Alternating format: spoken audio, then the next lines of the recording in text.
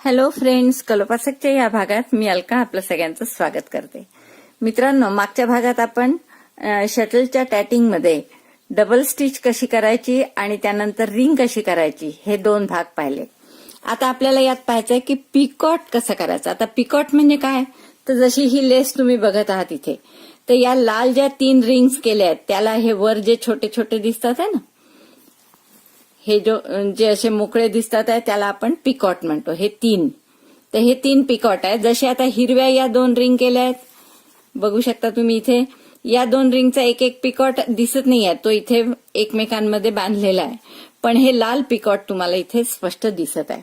तर असे पिकॉट रिंगला कसे करायचे, पिको म्हणतात ज्याला, तर ते कसे करायचे ते आपण बघू. आता मुद्दा म्हणून परत मी त्यासाठी जाड लोकर घेतलेली आहे, शटलमध्ये गुलाबी रंगाची आहे. आता यात आपण पहिले रिंग करता करता पिकॉट कसं करायचं हे पाहू.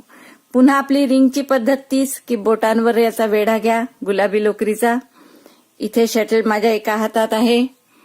आता पहिल्यांदा डबल स्टिचचा अर्धा पार्ट, त्यासाठी काय करायचं, उजव्या हातावर बोटाचा वेढा घेऊन असा अर्धा गोल केला कमान.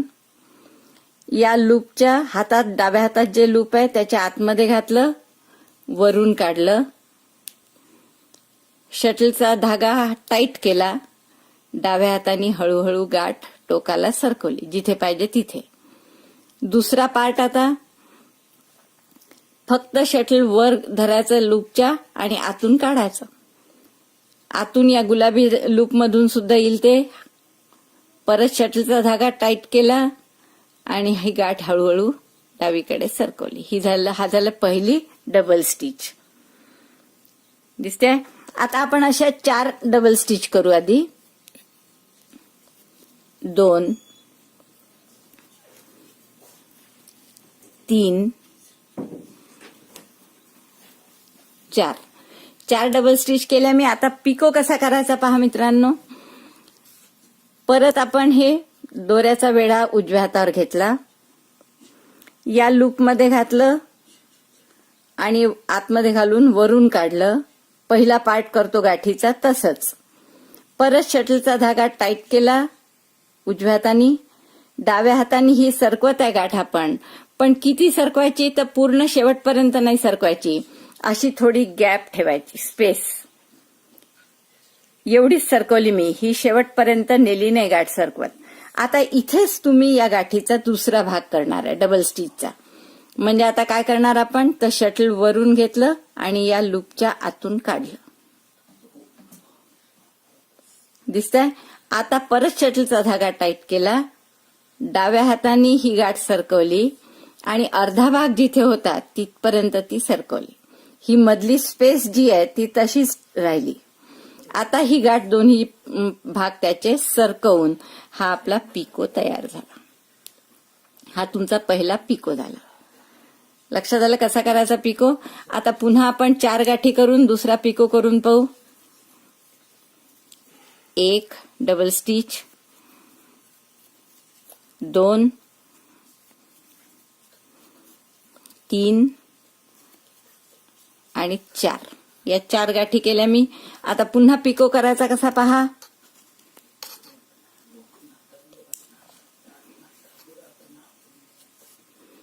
मोठा करून घेतला हातातला लूप, परत दोऱ्याचा वेढा घेतला, या लूपच्या आतमध्ये घालून बाहेरून काढला. शटलचा धागा टाईट केला, डाव्या हाताने सरकवलं, पण कुठपर्यंत, थोडी स्पेस ठेवून. पहा इथे अशी ही स्पेस तशीच ठेवली आहे, पूर्ण शेवटपर्यंत नाही नेली सरकवत. आणि गाठीचा दुसरा भाग इथेच करायचा आपल्याला. म्हणजे शटल फक्त वर घेतलं आणि या लूपच्या आतून काढलं. परत शटलचा धागा टाईट केला आणि हे लूप सरकवत सरकवत पहिला भाग जिथे होता तिथपर्यंत आणलं. आता ही गाठ पूर्ण झाली. पूर्ण झालेली गाठ पुन्हा सरकवून वरपर्यंत नेली. झालं दुसरं लूप, दुसरा पिको तयार झाला. आता असंच आणखीन करू आपण. 4 गाठी करून एक पिको आणखीन दाखवते मी तुम्हाला. तर 4 गाठी करू आपण आधी. डबल स्टिच, 1, 2, 3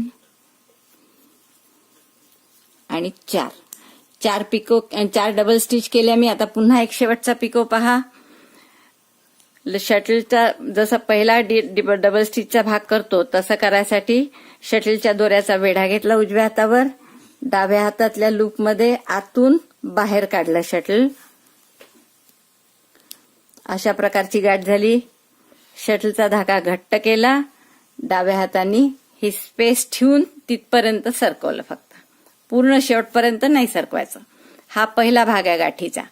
दुसरा भाग आता इथेच करायचा, म्हणजे शटल फक्त वरून घेतलं आणि या लूपमधून आतून काढलं. अशी गाठ तयार झाली आहे. शटलचा धागा टाईट केला आणि गाठ सरकवली. आता ही गाठ पूर्ण झाली डबल स्टिच. तर आता ही डबल स्टिच पूर्ण जागेवर सरकवून 3 पिको आपले तयार झाले. आणखीन आपण 4 गाठी करू, 4 डबल स्टिच करू आणि मग ही रिंग पूर्ण होईल आपली. तर 4 डबल स्टिच करते मी आता इथे. 1 2 3 आणि 4 अशा 4 डबल स्टिच केल्या. आणि आता रिंग पूर्ण करण्यासाठी काय करायचं तुम्हाला माहित आहे. तर हे शटलचा दोरा जो आहे हे हातात पकडून ठेवायचा डाव्या हातात आणि शटलचा दोरा ओढायचा, पूर्ण शेवटपर्यंत ओढायचा की ही रिंग क्लोज झाली पाहिजे. पहा मित्रांनो, हे इतके सुंदर तुमचं पिको तयार झाले 3. आणि हे फुलासारखं छान डिझाईन सुद्धा तयार झाला. आता नुसतं तुम्हाला गाठी आणि पिकॉट जरी येत असला तरी तुम्ही एक छानसं प्रोजेक्ट करू शकता. जसं मी तुम्हाला इथे दुसरं केलेलं दाखवते. एक आपण हे केलेलंच आहे. आता असेच जर 3 रिंग्स तुम्ही जवळ केल्या तर तुम्ही असं एक छान कानातलं सुद्धा करू शकता. हे कानातलं म्हणून खूप सुंदर दिसतं. 3 फक्त अशाच रिंग मी जवळ केलेल्या आहे. जसं आपण हे इथे केलंय 5 गाठी, 1 पिकॉट, पुन्हा 5 double stitch, 1 picot, 5 double stitch, 1 picot आणि 5 डबल स्टिच, असं 3दा केलं. 1 रिंग पूर्ण झाली. आता हे लिहितात कसं मित्रांनो तेही पाहून घ्या. लिहायचं जर असेल तुम्हाला हे 5 डबल स्टिच 1 पिकॉट तर ते कसं लिहितात, हे आपल्याला generally ring of 5 picot 5 picot 5 picot 5 असं लिहितात सहसा. की रिंग कशाची करायची आहे तुम्हाला, 5 DC picot, 5 DC picot, 5 DC picot आणि 5 डीसी. ही झाली तुमची पहिली रिंग. दुसरी रिंग कशी केली आहे, 7 DC, ring of 7 picot 7 picot 7, ही दुसरी रिंग. आणि तिसरी रिंग परत तिथेच केली 5. तर अशी जर केले तर तुमचं हे डिझाईन लिहिल्या जाईल. हे लिहिण्याची पद्धत अशी आहे. आणि असे 3 पिकॉट अगदी जवळ करायचे दुसरे रिंग. आणि मग यात तुम्ही एक मणी घालून सहज असं छान कानातल्याचे जे वरचा भाग मिळतो विकत तर त्याला अडकवून छान असं कानातलं म्हणून करू शकता. तर तुम्ही हे प्रोजेक्ट नक्की कराल. मला वाटतं तुम्हाला हे खूप आवडलं असेल करायला. आणि या व्हिडिओ बघितल्याबद्दल धन्यवाद. मित्रांनो, चॅनल सबस्क्राईब करायला विसरू नका बरं. थँक्यू.